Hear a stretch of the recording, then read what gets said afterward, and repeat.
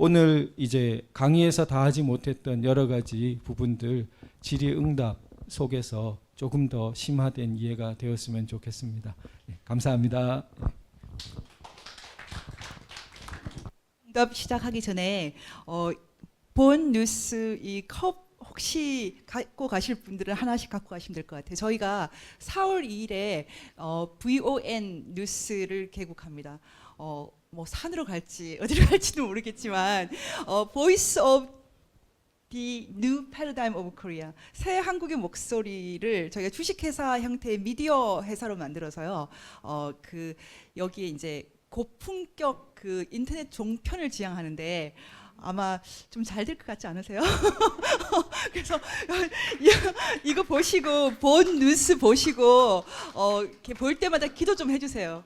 예, 그리고 저기 그 컵 원래는 하나에 5,000원씩 팔려고 했는데요. 이렇게 좀 싸 보이는지 5,000원이 비싸다 그래가지고 그냥 공짜로 하나씩 드리려고 생각하고 있고요. MPK 회원 가입 좀 많이 해주셨으면 감사하겠습니다. 예, 그러면 질의응답 시간 갖겠습니다. MPK 회원 가입하면 본 뉴스도 자동으로 가입됩니다. 예, 그렇게 될 겁니다. 아, 그리고 또 저희가 서식지도 그 월간 그 새 한국의 목소리라는 서식지도 낼 거예요. 평생 강의만 하다가 강의 듣는 거 너무 재밌습니다.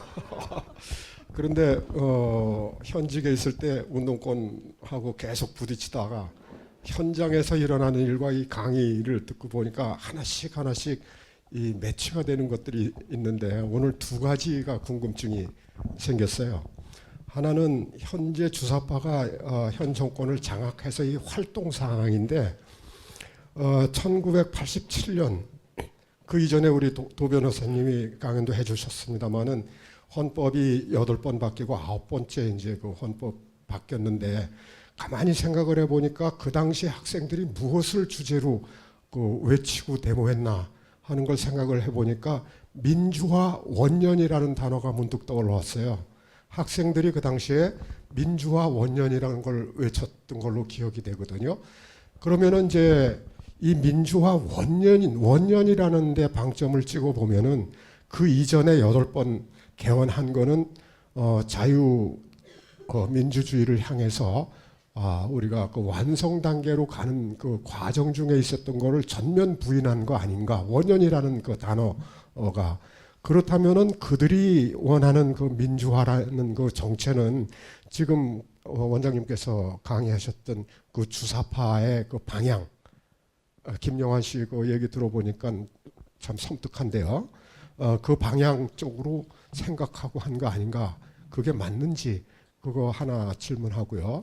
두 번째는 임종석 군 얘기인데 임종석하고는 악연인지 뭔지 잘 모르겠습니다만은 그 친구 뭡니까 그 전대협 의장 3기인데 그 전대협 의장 되던 해에 제가 보직을 맡고 스트레이트로 6년을 보직하면서 그 친구하고 같은 기간을 그 친구 감옥 갔다 온 기간까지 다 합치면 같은 기간을 같이 했어요. 그런데 아까 머리 좋은 사람들이고 뭐 등등 설명을 하셨는데 그 친구에도 장점은 있습니다. 조직력. 3가지 중에서 조직 강화. 이거는 아주 천부적인 재질을 가지고 있다. 이렇게 생각이 돼요. 자, 근데 국회의원 2번째 당선되고 국회의원 임기 중에 보좌관이 그 돈을 뭐 어떻게 했다 해가지고 그건 자기 책임이다 하고 물러났거든요. 근데 물러나자마자 박원순 서울시장이 정무부시장으로 데려간 배경. 또 대선에 그 됐을 때 문재인이 비서실장으로 데려간 배경, 그리고 당선되자마자 진짜 비서실장으로 임명한 이 배경, 이 배경이 과연 1987년 그 민주화 이 방향성 때문인지 아니면은 이 친구의 그 조직력 이것 때문인지 어떤 건지 좀 그 2가지에 대해서 좀 설명을 좀 부탁드립니다. 앞에 질문 제가 하고 뒤에 질문은 제가 아까 이렇게 소개한 책 중에 꼭 하고 싶은 책이 이 책이었어요. 언어 지식인의 죽음이라는 책인데 원 제목은 주암산이고 이미 보신 분도 많이 있을 것 같은데 이 책을 꼭 읽어주시기를 바랍니다. 이 책의 한 구절을 읽어드리겠습니다. 나는 미쳐 날뛰는 북계의 전쟁 노름을 구경하면서 혁명이다 뭐다 하고 이곳까지 찾아온 내가 한없이 미련했다는 해안을 걷잡을 수 없었다. 나는 진정 공산주의이기 이전에 민족주의자였음을 그때서야 비로소 스스로 깨우칠 수 있었다.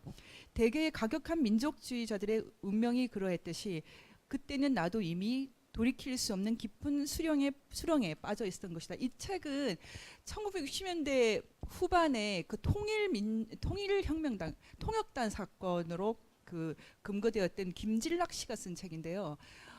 이 책을 첫 페이지를 이렇게 딱 넘기면 여기가 가슴이 확 이렇게 아파요. 찔리는 것처럼. 저는 이 사람이 마치 대한민국의 상처 같은데요. 정말 대한민국 지난 70년이 이 정도 사람을 왜 못 살려줬나, 왜 이 사람을 사형시켰나 그런 생각이 정말 제가 들어요.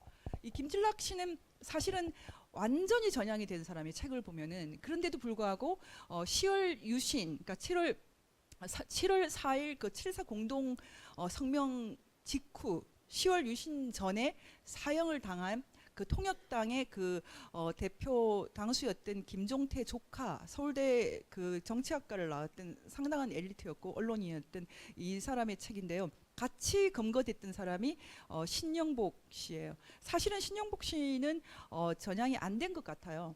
그렇지만 이렇게 이 책은 정말 명저예요, 제가 보기에. 그런데도 불구하고 이런 책을 쓴 사람은 사형을 됐다. 우리 현대사의 아픈 부분이 있어요. 특히 그 7.4 남북 공동 성명 이후에, 그러니까 10월 유신 때 같은 날에 북한은 개헌을 해서 영원한 주석제를 선포를 했고, 남한은 그 10월 유신으로 가서 정말 가장 강고한 휴전 체제가 분단 체제가 형성이 되는 그런 상황이 됐는데, 아마 북이나 남이나 모두 도저히 같이 갈 수 없는 체제가 됐다는 걸 확인한 것 같아요. 그래서 그 7월 그러니까 7.4 남북 공동 성명 이후에 개헌을 할 때 북한에서는 처음으로 수도를 서울에서 평양으로 바꿔버려요. 북한 헌법은 특이하게도 수도 조항을 갖고 있는데 평양으로 바꾸는 사건이 이때였어요. 그러니까 말하자면 우리 현대사가 그 북한하고 치열한 이념 전쟁을 해왔다라는 것을 잊어버릴 수가 없잖아요. 근데 1980년대는 솔직히 말씀드리면 서울 올림픽이 이제 그러니까 결정이 된 1980년대는 남한이 확실히 기울을 정도로 더 잘 나가고 있었어요. 70년대까지만 해도 좀 애매모호하고 북한이 더 잘 산다는 그런 소문도 나 있고 그랬었는데 뭐 거짓말이죠, 솔직히 말하면. 근데 그 남한과 체제 경쟁이 거의 기울어서 남한이 체제 자신감이 굉장히 생겼어요.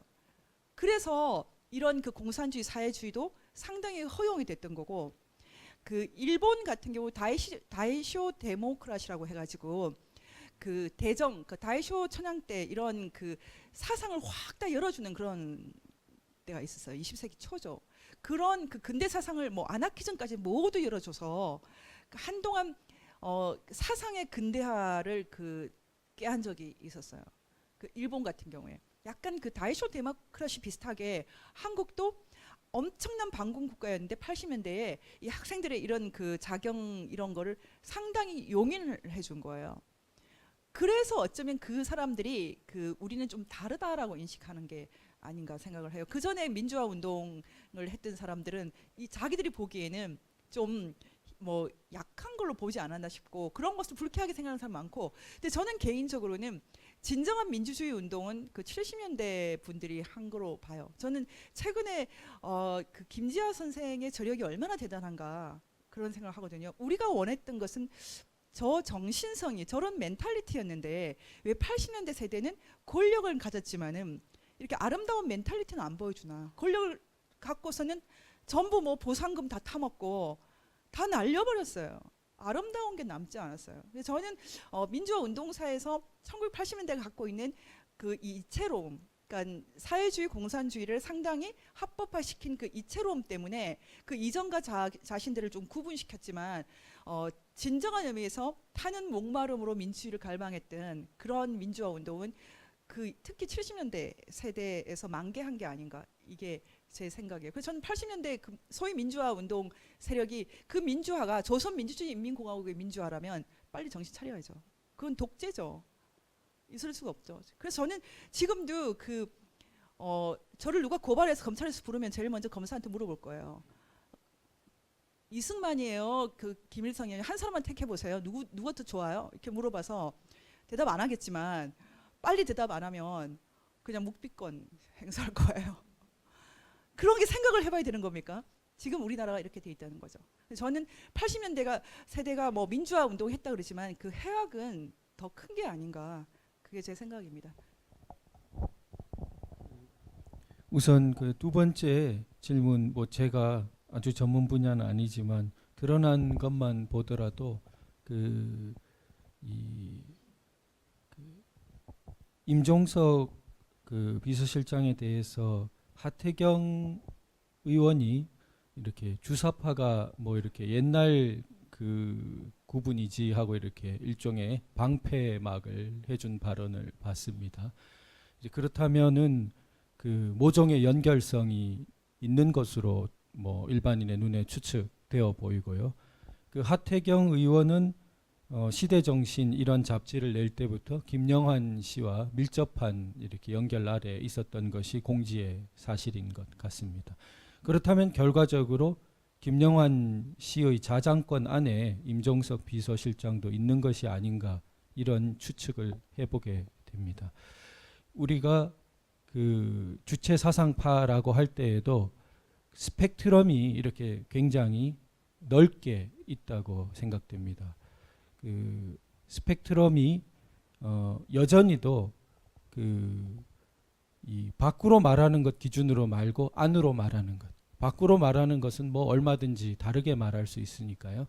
자기들 안으로 말하는 것 기준으로 북한만이 유일한 정통성이 있다고 아직도 생각하고 믿는 사람들이 분명히 존재하는 것으로 보이죠. 이제 그런 계열부터 김영환 씨는 어떻게 볼까? 이분이 굉장히 문제적인 사람으로 보입니다. 그래서 이 사람의 그 굉장히 그릇 크기하고 문제적인 부분을 잘 이해해야 우리가 현명한 대처가 가능한 것 같아요. 저는 직접 한 번 봤습니다. 한 번 봤는데 제가 이렇게 추측할 때는 그 사람 정도 그 생각 크기라면은 그 사람은 뭐 한반도만 보고 있지 않을 거예요. 자기 스스로를 사상가라고 생각하기 때문에 중국은 물론입니다. 그런 식의 그 경향을 가지게 되면은 자기가 생각하는 황장엽 선생은 이제 선배로 생각하고 자기가 결국 완성시키고 있는 자기 사상 체계로 중국이 자기를 따라올 거라고 생각할 사람이에요. 그런 이 사상가 이런. 그래서 마침내 세계사의 어떤 아주 큰 그거를 찍을, 그게 김영환, 그런 사고 패턴을 갖는다는 거죠. 세계사에 흔히 그런, 마르크스가 그런 패턴을 가졌지 않겠습니까? 세계사의 방향을 그렇게 간다. 그럼 무슨 도대체 세계사의 방향이 뭐냐? 그러면 공동체라는 말을 김명 총장님한테 전해드렸는데, 거기에 굉장히 있겠구나. 공동체적 자유주의, 이런 말 우리가 흔히 듣게 돼요. 굉장히 멋있는 말이 되죠. 자유민주주의를 슬쩍 따오는 것 같고, 자유민주주의에 미국에서도 개인주의에 너무 심화로 이렇게 문제가 생기는 것에 대한 공동체라는, 미국에도 공동체주의라는 큰 파가 있거든요, 흐름이. 그러니까 그 두 개를 확 갖다 붙이잖아요. 공동체적 자유주의. 그러나 방점이 어디에 찍혔겠어요? 자유주의에 찍혔겠습니까? 공동체에 찍혔겠습니까? 예. 철저한 자유민주주의자로서 출발해 가지고 공동체적인 보완이 필요하다는 계열이 아닌 거예요. 그 사람이 철저히 자유민주주의자였던 적을 이해할 수 없어요. 제가 받아들이기가 어려워요. 철저히 자유민주주의자가 되기가 그렇게 호락호락한 일이 아니에요. 쉬운 일이 아니에요. 그래서 이 유대 기독교적 전통이 자유민주주의에는 굉장히 뿌리 깊게 있기 때문에 신자가 아니더라도 그 정신성을 굉장히 이해해야 자유민주주의의 깊은 정수에 들어갑니다. 뿐만 아니라 자유민주주의는 인류 보편 문명의 모든 종합적인 좋은 요소를 딴 것으로 깊은 이 먼포드 같은 그 미국의 새로 주목받는 사람 이야기합니다. 그런데 그 세계 문명의 그런 좋은 것을 많이 이렇게 땄을 때 자기 사상 이렇게 강조하는 사람은 당장 첫 문턱부터 어그러지는 거예요. 세계 문명의 좋은 요소를 딴다는 것은 자기는 그 큰 거에 그냥 작은 조약들 중에 조약들에 불과합니다. 그것이 자유민주주의 그 거대한 문명을 누가 한 사상가가 만들어요? 어느 한 위대한 정치가가 만들어요? 그건 자유민주주의적 태도가 아니에요. 처칠과 링컨 같은 사람이라도 그렇게 생각하지 않았을 거예요. 자유의 역사, 자유라는 이 인류 문명을 관통하는 거대한 주제에 자기도 한 국면에 한 장면을 담당했던 어떤 원 오브 댐이라고 생각하죠. 하느님이 소명을 어떤 걸 주셨던 이런 태도가 김영환 씨에게 있을까요? 그러니까 위험한 거예요. 그게 마르크스주의자 같은 그 계열이 근대 이후에 쭉 계보가 있는 것입니다.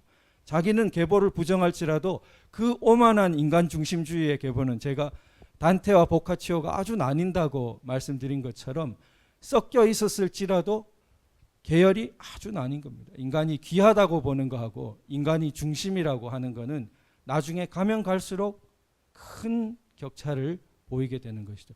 바로 이런 그 생각의 자장이 우리 사회에 굉장히 퍼져 있기 때문에 이 영향력이 우리가 위험한 겁니다. 차라리 북한만이 정통성이 있다고 하는 사람들은 이렇게 얘기를 하다 보면 이제 반감을 갖게 되기 쉽죠, 일반인이. 그런데 이 김영환 씨 같은 사람은 그런 수준이 아니에요. 그냥 아까 말씀드린 것처럼 남북 모두 정통성이 없다.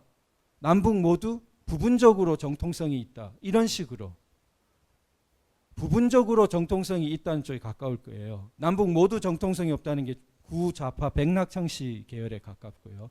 그러나 결과적으로는 비슷해요. 대한민국이 유일한 정통성이 있다고 고백하지 못합니다. 그게 큰 차이를 낳습니다.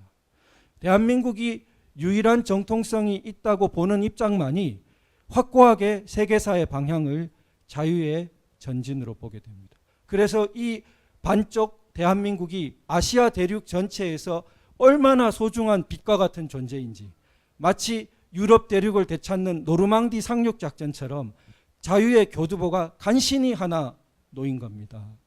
이 70년 동안 이 위험한 교두보를 지키느라 무진 애를 쓰면서 온 것입니다. 마침내 여기를 뒤흔들고 있는 거예요. 지금 이게 교두보가 뺏기면 어떻게 되죠? 아시아 대륙 전체가 다시 자유의 교두보를 잃는 겁니다. 그래서 우리 한 사람 한 사람이 얼마나 소중한 지금 책무를 지고 있는지 몰라요. 그런데 이런 관점에 서야 87년의 의미를 제대로 보는 거죠. 이 소중한 자유의 씨앗을 이승만 대통령이 놓고 그것을 이 훌륭한 나무로 박정희 대통령이 성장시키고 87년에 이르러서 그것을 더욱 높은 단계의 민주주의와 법치로 발전시켜 갔던 것입니다. 그런데 저쪽 입장에 보면 애초에 정통성 없는 대한민국이 헤매고 헤매다가 친일 독재, 태어나지 말았어야 될 나라, 부패 기득권이 지배한 나라, 식민지 나라 이렇게 하다가 간신히 조금 방향 제대로 부분적으로 잡은 것이 87년이고 마침내 30년 지나 이번 개헌하고 온갖 난리를 피우면서 정말 제대로 방향 잡아야겠다라고 나오게 되는 사고가 완전히 다르게 보는 것입니다. 이 거대한 사고의 대결이 붙었는데 심지어 우리 가장 그 하느님 축복하신 교회 내에서도 이게 정확히 분별 안 되는 게 많은 안타까운 현실인 거죠. 그래서 아마 저도 어제 우연히 세인트 폴 인문학교 교재로 돼 있던 칼빈의 기독교 강요 끝부분을 조금 보다가 조금 마음에 강한 그 울림이 있었는데 결국 제네바 지금도 얼마나 깨끗하고 발전된 도시입니까? 그 제네바를 근거지로 칼뱅이 그 종교 개혁을 할 때 종교 신앙의 이 어떤 신앙의 어떤 뭐랄까요? 그 훼손되지 않고 타락되지 않고 올바른 신앙을 추구하는 문제하고 당시의 정치적 자유의 문제가 같이 있었다는 거죠. 제네바에서 싸우던 사람들은 어떻습니까? 자유 시민이에요. 거기는 자유도시란 말이죠. 그러니까 그곳으로 온 사람들은 자신의 신앙을 위해 싸우는 것 플러스 자신의 정치적 자유를 위해 싸우는 게 한 덩어리였던 거죠. 그게 마음에 아주 울림이 크더라고요. 결국 이 대한민국 오늘날에 마찬가지입니다. 우리의 참된 영적인 것을 지키는 것과 우리의 정치적 자유를 지키는 것이 하나의 전선에 서 있는 것이고 이 전선에 다행히 트럼프 펜스 부통령도 서 있다고 믿습니다. 저희가 저기 도 변호사님 강연을 곧 다시 또 열어야 될 것 같아요. 어떻게 생각하세요? 지금 말씀하신 거 관련돼서 그러니까 주체의 나라 북한을 가다 미안의 귀향을 일지 이 책을 구하기가 좀 힘드실 텐데 그 당시 그러니까 그 김영한의 강철 서신 못지않게 대학생들을 친북 주사파로 인도하는데 큰 역할을 했던 책이 바로 이 홍동근 북한 방문기라는 책이고요. 이분은 영락교회 목사를 하셨고 그다음에 정통 신학을 하셨던 분이고요. 그 부인이 그러니까 백정자라고 하고 홍정자로도 부르는데 그 부인은 이 남편보다 한 10배는 더 떠서 친북 그 책을 많이 썼어요. 피아니스트 백건우의 친누나죠. 근데 저희가 알게 모르게 이 곳곳에서 김일성교를 전도하는 유명 인사가 참 많았고 특히 교회는 이 홍동근의 영향이 굉장히 커요. 솔직히 말씀드려서. 이승만 대통령은 미워해도 홍동근은 칭찬하는 교회가 많거든요. 이 사람은 나중에 김일성 종합대학에서 종교학 가르치다가 북한에서 죽었고 북한 애국열사능에 묻혀 있어요. 북한의 종교학과는 사실은 외국에 있는 종교들에 이렇게 접근해서 외화를 획득하기 위한 그런 요원을 기르는 곳이라고 생각하시면 됩니다. 예. 다른 질문 좀 있으면 해야 됩니다. 왜냐하면은 저희가 방송을 하고 있기 때문에. 손 들어주시면 예, 예. 찾아가겠습니다.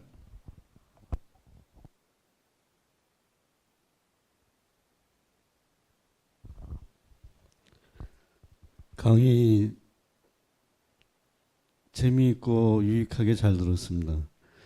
지금 말씀해 주신 거에 지금 질문한 내용들이 답이 좀 있는데요. 그래도 생각했던 거라서 한번 여쭤보겠습니다. 아까 강연에서 그 통합민주당이 주사파로 이제 이렇게 좀 연결이 돼 있어서 그렇게 돼 있다고 그러는데 이 사람들이 이제 통일을 목표로 하고 있는데 그렇다면은 이 사람들이 원하는 통일은 어떤 건지가 좀 궁금해요. 그래서 김일성주의를 원하는 건지 뭐 공산주의 혹은 뭐 사회주의 이런 걸 원하는 건지 그런 것도 궁금하고요. 그거하고 연결해 가지고 그 주체사상이 알고 있기로 그 사람 중심 사상 뭐 이런 거라고 하는데 아까 말씀 중에 그 주사파들이 그렇게 똑똑하다 그러잖아요. 그런데 북한은 실제 가장 사람 중심의 사회가 아닌데 그런 거를 그렇게 목도하고 있으면서도 어떻게 그런 사상을 쫓으면서 그런 통일을 하려고 그러는 것인지 그거하고 연결해서 한번 말씀해 주시면 감사하겠습니다. 너무 중요한 질문이라 사실은 다음에 제가 이제 저희가 이렇게 본 방송 다 이렇게 세팅이 되고 나면은 이 강의를 좀 더 열려고 하는데요. 지금 말씀하셨던 이 부분만 갖고도 한번 열어야 될 것 같아요. 근데 저 개인적으로는 지금 우리 연방제 문제로 이제 지방 분권 얘기를 하고 있는데 이때 그 지방 분권이라는 것이 북한 고려 연방제랑 뭐 같은지 틀린지는 저도 잘 모르겠어요. 그건 좀 연구를 더 해봐야 되는데 왜냐하면 뭐 연방제는 미국도 하고 있고 독일도 하고 있고 스위스도 하는데 어저께 광주에서 어떤 분이 그 연방제를 이제 선언을 하셨던데 느낌은 고려 연방제랑 좀 비슷하게 가는 게 아닌가라는 그런 의심을 좀 했어요. 근데 고려 연방제의 핵심은 반미자주화예요. 그래서 지금 그 이전향 주사파들의 특징은 그 대목에서 일치한다고 보시면 됩니다. 반미자주화. 사실은 반미라는 것은 자유민주주의를 거부하는 것과 굉장히 관계가 깊고 그 이승만의 건국도 이제 부정을 하죠. 근데 전 좀 이해가 안 되는 게 임시정부를 그러니까 건국 원년으로 본다면은 우리나라 최초로 탄핵당한 대통령은 박근혜 대통령이 아니라 사실은 이승만 대통령이죠. 이승만 대통령이 1925년 그 의정원에 의해서 탄핵이 됐었거든요. 그래서 저는 이렇게 해도 저렇게 해도 건국의 리더는 이승만인데 왜 이렇게 자꾸 이승만 대통령을 부정하려고 하나 참 의심이 되는데 어쨌든 이 사람들이 갖고 있는 생각의 핵심은 자유민주주의에 의한 통일이 아닌 건 맞아요. 반미자주와 연방 통일인데 이 연방 통일 얘기를 할 때 우리가 꼭 물어야 되는 것은 두 가지 질문이 있어요. 연방 통일을 하려면 연방 헌법이 있어야 되거든요. 그 연방 헌법이 자유민주주의 헌법인가 아니면 북한이 말하는 김일성 헌법인가. 그리고 연방 헌법이 만들어졌을 때 그럼 김일성 동상 거의 5만 개 정도 있는 그 김일성 동상을 세워두고 할 것인가, 집집마다 김일성 김정일 초상화를 계속 유지할 것인가, 이런 것들은 굉장히 심각한 질문이거든요. 근데 지금 우리가 통일하면서 민족 얘기를 하는데 어느 순간 어둠에 함몰되어 있어요. 그런 인물들이 굉장히 많고 지금 저기 있는 잃어버린 딸들 오혜원 교원이 바로 제가 지금 말씀드린 것을 아주 리얼하게 잘 보여줄 수 있는 책이고 저 책을 10,000원이면 살 수 있으니까 꼭 사갖고 가시면 됩니다. 굉장히 재미있는 책이고요. 결국 이제 정리를 하면 지금 질문 주셨는데요. 제가 북한 문제를 다룰 때 처음부터 북한은 그냥 사이비 종교다라고 생각을 하니까 되게 쉬웠어요. 꼭 총과 칼로만 사이비 종교가 유지되는 것이 아니라 사이비 종교를 믿는 부모님 집에 태어나면 또 재생산되잖아요. 다양한 방식으로 되는데 어떤 하나의 생활 공동체가 생기면 그 속에서 익숙해지는 거죠. 저는 북한이라는 체제가 참 오래 갈 것 같지 않은데 유지되는 것은 얼마 전에 제가 통일교 집안에서 태어난 어떤 분 얘기를 한 3시간을 듣고서 참 유사한 느낌을 받았거든요. 그 사람이 저한테 그런 말을 했어요. 자기 엄마가 굉장히 엘리트고 자기 집안이 그 지방에서 아주 부유한 그런 집안인데 우리 엄마가 어떻게 해서 그 이단에 빠져서 나와 내 가족들을 이렇게 비참한 그 자기는 인권 유린을 당했다고 표현을 했는데 그런 상황으로 몰았나 너무나 분노한다는 얘기를 했거든요. 근데 제가 지금 말씀드리고 싶은 것도 마찬가지예요. 지금 주사파가 이렇게 득세하고 이런 거라든지 김일성 종교가 정말 인권 유린을 하고 하는데 계속 유지되는 거 이런 것은 그렇게 이성적인 룰은 아닌 것 같아요. 컬트가 유지되는 어떤 비밀들이 있지 않나 그런 생각이 듭니다. 제가 하나만 짧게 첨언드리고 싶은 것은 제가 그 김세윤 부장님 그 구속 연장 결정에 대해서 이렇게 하나 성명하면서 썼던 것인데요. 그 부장 판사님도 보면 굉장히 온화해 보이고 항상 그 재판 진행을 굉장히 젠틀하게 진행하는 것으로 유명합니다. 그런데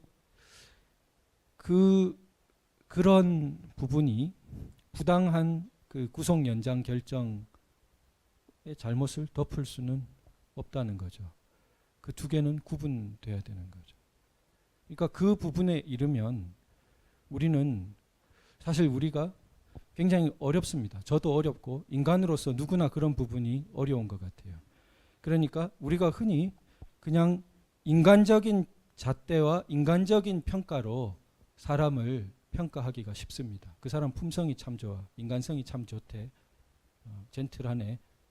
그런 차원하고 그 사람이 역사의 방향성에서 빛으로 향하고 있는지 어둠으로 향하고 있는지 중간은 없어요.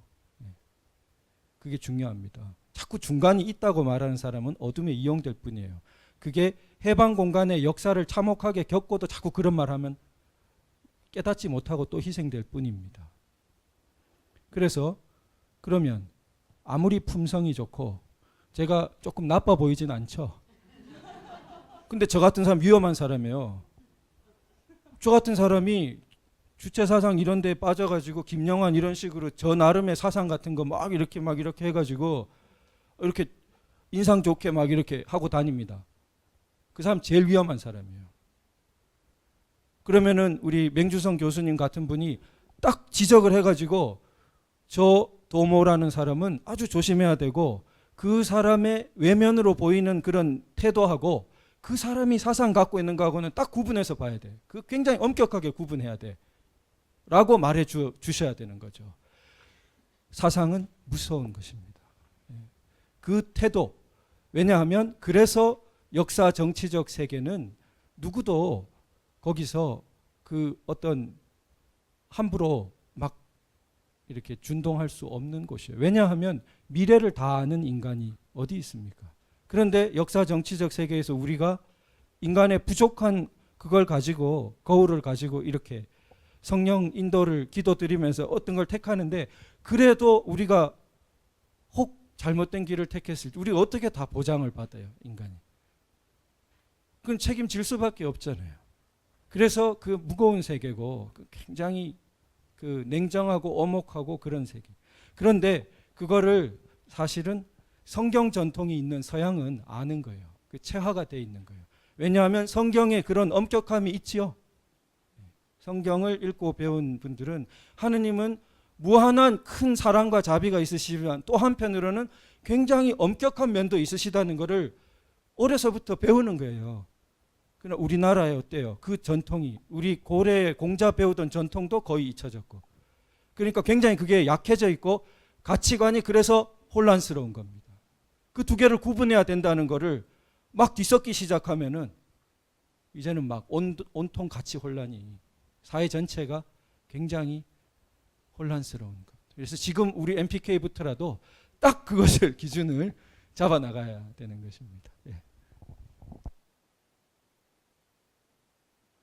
거를 제가 오늘 이 책들을 다 소개하는데요. 이게 딱 이 책이 딱 천국과 지옥이 이혼이라는 책을 제가 꼭 소개해드리고 싶은데요. 천국과 지옥은 천국과 지옥이 결혼이라는 책이 있어요. 윌리엄 블레이크의. 근데 천국과 지옥의 결혼이라는 그 유명한 이제 시죠.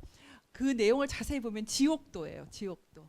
근데 그래서 이분이 이렇게 썼어요. 윌리엄 블레이크의 천국과 지옥의 결혼을 이것에 대해서 이 천재의 적수가 되려고 쓴 게 아니라고 얘기를 하면서 이분이 얘기하는 것은 천국과 지옥은 이혼을 시켜야지 우리가 겨우 천국 옆 동네로 이사 갈 수 있다고 얘기하거든요. 근데 사람들이 대부분 다 모든 선택이 극이 있고 중간에 많은 베리에이션이 있다고 생각을 하는데 인생 가운데 둘 중에 하나만 선택하는 OX 문제도 반드시 있거든요.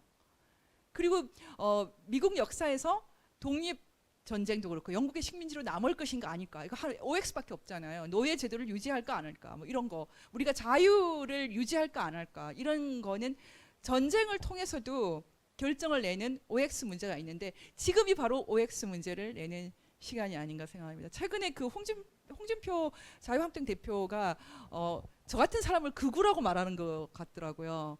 그래서 극우가 극좌밖에 없으면 극우 돼야지 뭐 방법이 있겠어요. 그러니까 둘 중에 하나밖에 없는 선택이 있다. 그런 얘기를 하고 싶고 그래서 제가 천국과 지옥의 이혼의 서문을 꼭 추천을 하고 싶습니다.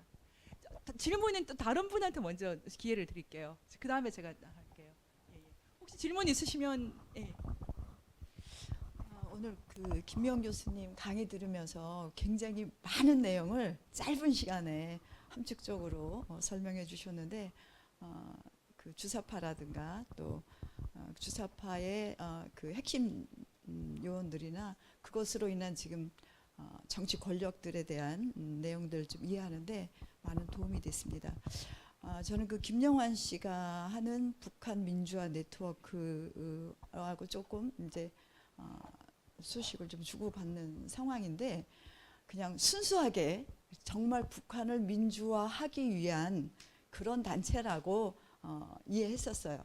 그리고 그 강철한 씨가 다시 강철로 김용환 씨가 다시 강철로 살아라는 후속으로 전향한 이후에 그리고 또 지금 탈북자를 돕는 그 활동을 하면서 쓴 책들인데 저희가 이제 개인적으로 그 김용환 씨의 개인적인 삶을 보면서 못 따라가겠다.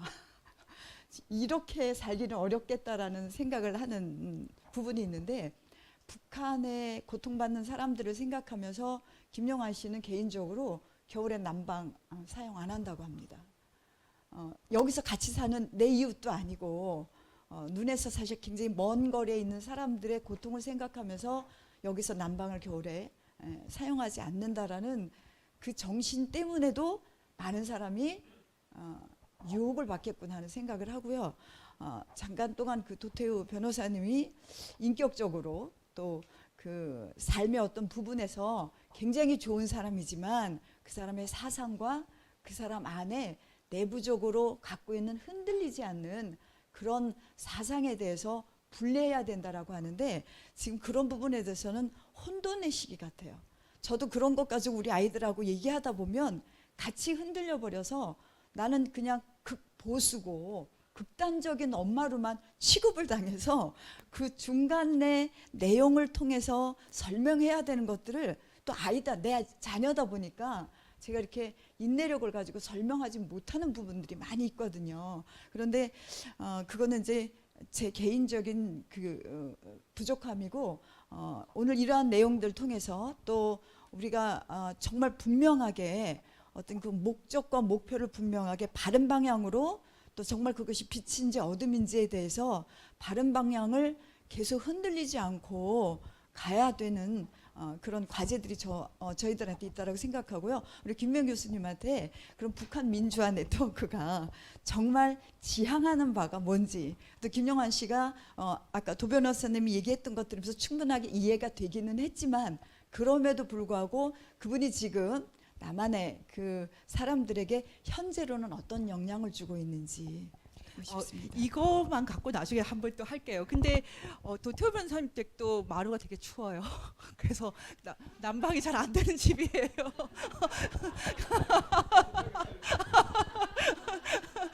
사연이 좀 있어요. 거기는 그 마루 재질이 좋아서 그걸 보호하기 위해서 농담이고요. 근데 저기 그 김영한 씨에 대해서 얼마 전에 제가 페이스북에 그런 표현을 썼는데 미투 운동에 안 걸릴 사람 이렇게 썼어요. 미투 운동에 안 걸릴 사람. 그래서 가장 위험한 인물 이렇게 썼거든요. 저는 또 심지어는 저는 이런 말 해서 정말 죄송한데 위험한지 안 위험한지도 정말 하나님께서 이분을 택했나? 라는 생각도 굉장히 자주 할 때가 많아요. 그래서 말을 조심하려고 되게 애를 쓰는데 그분 그러니까 베트남의 호치민 비슷한 점을 좀 갖고 있다고 생각이 들어요. 호치민에 대해서 그 사람이 공산주의자였고 월맹의 지도자로서 공산주의 통일을 해서 많은 사람들에게 고통을 준 것도 사실이지만 그 베트남 사람들한테 가가지고 호치민 존경하지 못하게 하는 거 되게 어려워요. 왜냐하면 존경을 할 이유에 대해서 또 알고 있어서 그렇거든요. 근데 저는 이런 종류의 유형의 인물에 대해서 좀 주의하고 있어요. 개인적으로. 근데 저는 우리 지금 이렇게 위기일 때 자유민주주의가 위기일 때 정말 그런 금욕적이고 훌륭한 지도자들이 그 우파 진영에서 나오길 바래요.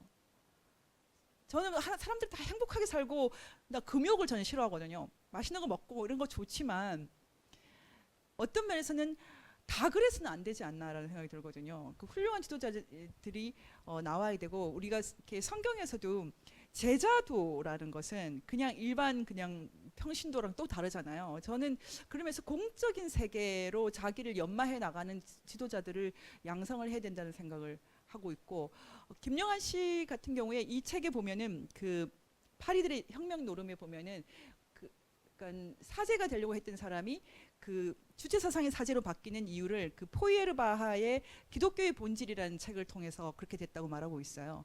기독교의 본질은 좀 간단하게 말하면 뭐 하나님이 있을 수도 있고 없을 수도 있다. 근데 그게 뭐가 중요해? 인간이 구원자야. 좀 이런 거에 가까운 책인데 그래서 하나님이 있다고 해도 절대적으로 바깥 곁에 타자로 있다. 우리 내부는 내부 우리가 해결하자. 거기서 이 사람의 혁명 사상이 나왔고 그 유물론 사상을 통해서 혁명을 하게 됐는데 거기에서 엄청난 힘이 나왔다는 것에 대해서 저는 많은 생각을 하게 돼요. 그렇지만 어쨌든 제가 이런 말을 하기는 참 죄송한데 저는 그렇게까지 하지 않아도 정말 행복하고 지금 보세요. 여기가 MPK가 자꾸 이렇게 어떤 종류의 어떤 공동체가 생겨요. 그 공동체에 특별한 룰을 주지 않아도 모였다 흩어졌다 할 때 모든 게 자연스러워요. 북한 사람들이 이거를 정말 이해를 못한다 그래요. 줄 세우는 사람도 없는데 자연스럽게 모이고 또 흩어지고 자원봉사가 그렇게 이상하게 보인대요. 이유도 없는데 왜 나와서 봉사를 하지? 이런 거. 근데 저는 이런 그런 특별한 어떤 룰을 외부에서 주지 않아도 발생하는 이런 공동체와 이런 개인들 그런 사회가 우리가 자유와 신성함과 그 자유 안에서의 질서 이런 것들이 분명히 가능하다고 보고 있고 그게 제 신앙이에요. 이건 질문들 조금 더 듣는 걸 해야 될 것 같아요. 너무 좀 시간이 많이. 제가 김명 사무총장님 앞으로 가기를 조금 스포일하는 게 될까봐 조금 우려스럽긴 합니다만 제가 한번 전하는 것도 의미가 있는 것 같아서요. 한번 김영환 씨를 봤을 때 홍진표 씨랑 같이 있었는데 반농담으로 그분들이 벌써 제가 본 건 한 15년 더 전인 것 같습니다. 그쯤인데 이 시대 정신하고 뭐 얼마 안 됐을 때 같아요. 그런데 벌써 그 무렵에 그분들이 반농담으로 한 이야기가 북한 무너지면 장관 누가 하고 뭐 이런 이야기를 했어요. 예, 자기들끼리 반농담으로. 제가 그때 들으면서 이제 그냥 그때는 느끼고 이제 싹으로만 저한테 이렇게 남았었는데 지금 오늘날 김정은에 반대하는 우리가 참된 교회의 입장에서 자유민주주의의 입장에서 김정은에 반대하는 것하고 하태경 의원도 어떨 때 보면 반대하는 것 같기도 하고 어떨 때 보면 아닌 것 같기도 하고 김영환 씨 단체 이름이 북한 민주화 네트워크라고 하는데 그러면 적어도 김정은에 대해서는 반대하겠죠. 김정일에 대해서까지. 그런데 조금 더 캐물어 가봐요. 김일성은 애매해지기 시작해요. 우리 사회에 상당수 지식층 식자라고 있는 사람들한테 그까지 캐물어 가보면 그런데 김일성은 어떻게 생각해? 김일성은 악마적인 사람이야 라고 대답을 해야 되는데 오히려 김일성은 굉장히 훌륭한 사람인데 속으로 김일성은 꽤 영웅적인 풍모가 있는 사람이야. 인물이지. 그런 대답이 상당수 퍼져 있을 수 있다는 거예요. 김영환 씨는 황장엽 선생조차도 황장엽 씨도 그렇게 말했다고 하죠. 김일성 굉장히 뭐라고요? 영웅적인 공산주의, 공산주의 영웅이라고. 자, 이게 그럼 북한 민주화라는 거하고 그게 어떻게 양립 가능해? 그거는 중국을 보세요. 중국 정도로만 변하는 것도 아직 김정은은 못 변하고 있잖아요. 그럼 중국 정도로 변화됐을 때 중국 공산당이 일당으로 그대로 있지요. 그러니까 지금 현재의 북한에서는 북한 민주화라는 방향을 이렇게 쓸 때 도대체 정확히 자유민주주의를 가리키는 것인지 그냥 중국 쯤으로 방향을 놓고 말은 북한 민주화라고 하는 것인지 또 혹은 더 나아가서 지금 현재의 중국보다 자기 내심은 좀 더 발전시킨 일종의 공동체주의 뭔가 공동체적 어떤 사상으로 그걸 바라보면서 그거를 말로는 북한 민주화라고 하는 것인지 심히 의심스러운 것입니다. 왜냐하면 자유민주주의자라면 조직을 그런 방식으로 하지 않아요. 그게 굉장히 결정적으로 저는 의심하는 것입니다. 자유민주주의자는 조직을 공개적으로 합니다. 결코 지하조직, 점조직 형태로 운영하지 않아요.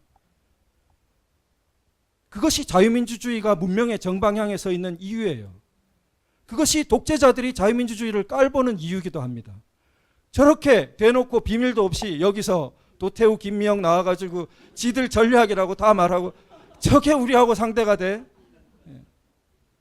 히틀러가 영국을 그렇게 깔본 거예요. 그러나 어때요? 영국이 이겼습니까? 히틀러가 이겼습니까?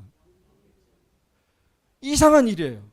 자유민주주의는 그렇게 허술하고 맹탕 보통 사람들이 나와가지고 뭐 지지고 볶고 서로 논쟁하고 그런 것 같지만 진정한 역사의 힘이 있는 것입니다. 예. 그게 인류 문명의 힘이고 자유의 힘이고 하느님의 정방향이에요.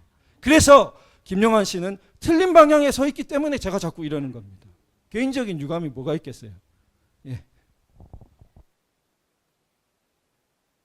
앞으로 저희가 남아 있는 숙제는 김영환의 주체 사상과 도태우의 자유민주주의. 그럼 누가 이길까요? 공부는 더 잘했어요. 성적은 더 높아요. 이걸로 이길 수 있을까요? 저는 예수 그리스도로 이길 것 같아요. 예, 그분이 돌아오길 바랍니다. 예, 또 다른 질문 없으면 앞에 한 번 더 기회 드려도 될까요? 예, 혹시 있으시면 손 마지막으로. 예, 그러면 예, 하셔도 될 것 같아요. 같은 질문인데요. 아까 말씀을 제가 잘 이해를 못해서 그 사람들이 통합민주당이든 주사파든 이 세력이 통일을 해서 이루려고 하는 사회, 그게 어떤 사회인지가 조금 더 분명하게 말씀해 주셨으면 싶고요. 아까 이제 그렇게 된 이유가 사이비 종교에 빠진 거다, 한마디로 그렇게 말씀하셨는데, 북한 사람들은 뭐 거기서 태어나서 그럴 수 있다고 봐요. 근데 그렇게 똑똑하다는 사람들이, 그 김영환 씨 지금 칭찬 얘기도 있는데, 그렇게 품성, 어떤 그 성품도 이렇게 진실해 보이는 사람이 왜 그런 거를, 거기서 태어나지도 않았는데, 그게 상당히 궁금해요. 그래서 그 사람들도 그냥 사이비 종교에 빠졌다, 이렇게 보시는 건지가 좀 궁금합니다.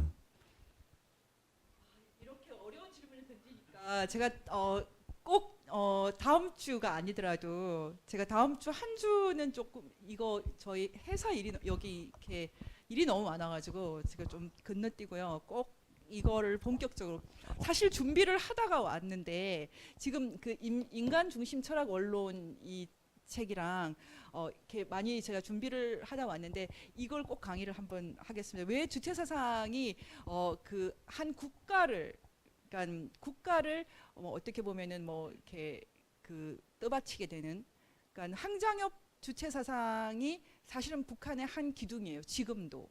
그래서 유일사상 10대 원칙도 표현은 주체 사상으로 뭉치자라고 써두고 있거든요.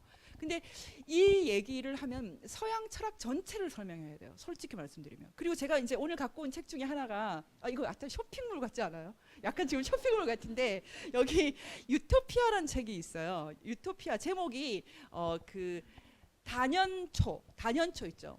단연생 풀이잖아요. 유토피아는 단연생 풀과 같아라고 그렇게 말하고 있거든요. 그러니까 그런 잡초처럼 없어도 또 생기는, 계속해서 어떤 유토피아에 대한 전망을 갖고 있는데 이 통합진보당뿐만 아니라 주체사상 그렇고 언제나 뭔가 유토피아적인 전망 속에 있는데 그걸 구체적으로 얘기하기 시작하면 그건 무슨 돈으로 할 거야? 이런 식으로 얘기하면은 불쾌하죠.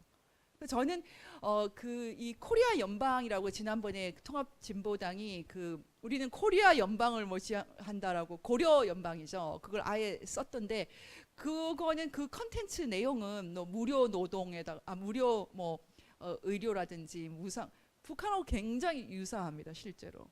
근데 우리가 이걸 더 디테일을 들어가고 이거를 공론에서 얘기하자고 하면 좀 피하는 경향이 있고, 그리고 댓글로도 얘기하려고 그러면 막 욕을 해버리고 도망을 가기 때문에, 아니면 고소해버리고, 그러니까 공론의 장 속에서 이런 얘기가 나오기가 어렵지 않을까 생각이 들고, 지금은 그냥 한 어떤 세력이 김정은 세력과 함께 그냥 무너져야 되지 않을까. 트럼프가 2달을 시간을 주겠다 그랬거든요.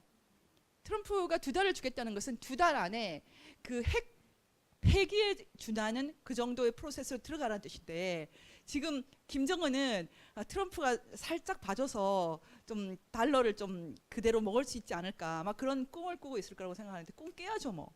그래서 저는 결국은 이 트럼프가 북한이 어느 정도 하는 거 봐서 좀 본격적으로 인게이지를 해서 이제 중국을 향해서도 우리가 직접 할게 이런 이제 그 프로세스에 들어간다면 의미가 있다고 생각하는데 그렇다고 해서 자유민주주의를 후퇴한다거나 양보하거나 그렇게 하지 않을 거예요. 그러니까 이란의 그 호메이니의 이슬람 혁명이나 아니면은 심지어는 그 얼마 전에 죽었나요? 무가베 그 짐바브웨라는 나라를 엉망진창으로 만들었던 그런 사람들도 최초에는 모두 혁명가라 그러고 흑인 해방 운동을 했다 그랬단 말이에요. 그랬던 한번 그럼 잘하면 끝까지 칭찬받나? 아니잖아요. 근데 지금 우리가 이제 많은 착종이 있는데 지금 김일성을 계속 우상화시키는 것도 사실은 여기 제가 지금 마지막 책 이게 선전 같지만 선전은 아닙니다. 그 이 책 때문인데요. 하영옥 씨 법정에 갔더니 이 책 얘기를 하더라고요. 항일 무장투쟁사. 이 책을 통해서 사실은 제일 주사파가 많이 양상됐어요. 그러니까 북한이 항일 무장을 통해서 만들어진 위대한 민족의 국가다 이런 식의 생각을 퍼뜨리는 거죠.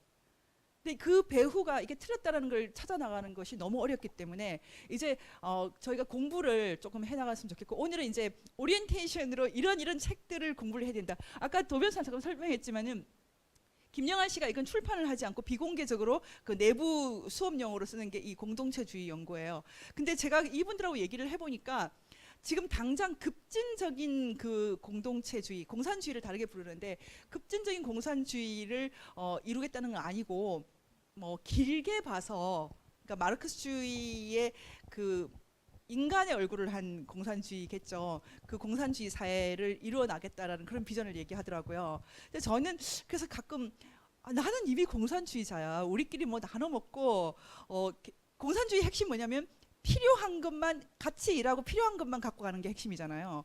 이미 좀 그렇게 하고 있고 나누고 있는데 자발적으로 도네이션도 하고 뭐 그렇게 복잡하게 생각하지? 이건 제 생각인데요. 어쨌든 이 지금 던져주신 이 주제만 해도 한마디로 정리할 수는 없습니다. 그래서 제가 오늘 이 자리에서 말씀드리는 것은 이 주체 사상 같은 그런 식의 통일은 이란 혁명 같은 정신 혁명을 얘기한다는 건데 저는 인류의 정방향이랄까 인류가 걸어가는 좋은 방향에서 좀 걱정이 많이 됩니다. 저희는 물론 그 서구처럼 극단적인 자유주의 때문에 그 동성애가 뭐 너무나 만연하고 이런 상황도 제어를 하겠지만 기본적으로 인간이 정말 건강한 질서 속에서 자유를 누리는 것 그 방향으로 우리나라가 발전하길 바랍니다.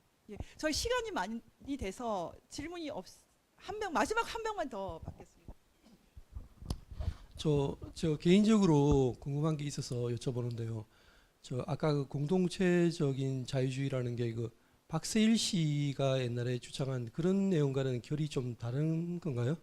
그리고 또 한 가지는 좀 너무 구체적이라서 여기서 이제 공개적으로 질문을 드려도 될지 모르겠는데 그 제가 이제 언론을 통해서 듣기로는 그 임종석 그 유의 주사파하고 안희정 쪽하고는 결이 달라가지고 서로 이제 내부 권력 투쟁인가는 모르겠지만 제가 이제 우리나라의 지금 당면한 문제는 임종석 류의 그 인적 네트워크로 인해서 발생한 문제인데 거기에 대해서는 우리가 어떻게 이제 일반 우파 시민들이 대처를 해야 되는지 그게 많이 걱정이 되고 그렇습니다.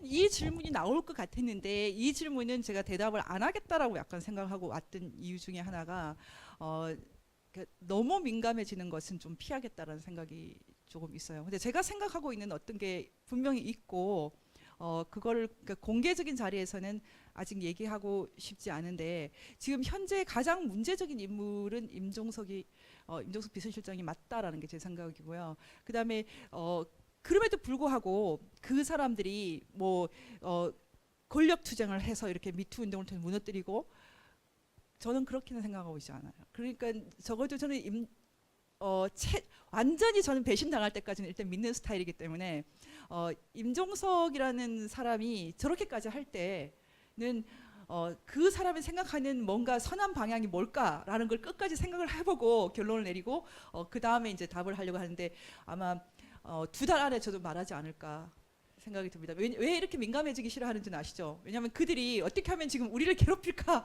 이렇게 연구하고 있다고 생각하기 때문에 이렇게 오리는 말을 하지 않고 싶어서 그래요. 이걸 오려서 괴롭히지 않고.